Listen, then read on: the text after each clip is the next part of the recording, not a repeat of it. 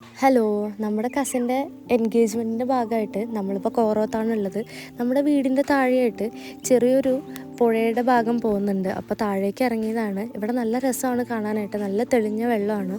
അപ്പോൾ നമ്മൾ ഇപ്പോൾ ഇറങ്ങുന്നതിൻ്റെ അവിടെ തന്നെ നല്ല പച്ച മുളയൊക്കെ നിൽക്കുന്നുണ്ടായിരുന്നു. അതിലൊക്കെ ഇറങ്ങി നമ്മൾ അതിൻ്റെ ഓരത്തുള്ള വലിയൊരു മരത്തിൻ്റെ അടുത്താണ് നിന്നത്.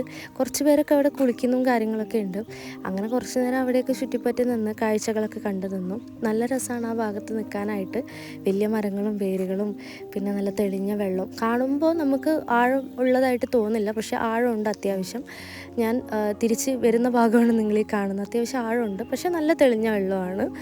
പിന്നെ കുളിക്കാൻ പറ്റുമെന്ന് ചോദിച്ചാൽ ആദ്യമൊക്കെ ഇവിടെ ആൾക്കാർ വന്ന് കുളിക്കാറുണ്ടായിരുന്നു, പക്ഷേ ഇപ്പോൾ അങ്ങനെ കുളിക്കാറില്ല എന്നാണ് പറഞ്ഞത്. കാരണം ഒരുപാട് ഇലകളൊക്കെ വീണിട്ട് അങ്ങനെ കിടക്കുന്നതുകൊണ്ട് ആരും കുളിക്കലും അലക്കലൊന്നുമില്ല.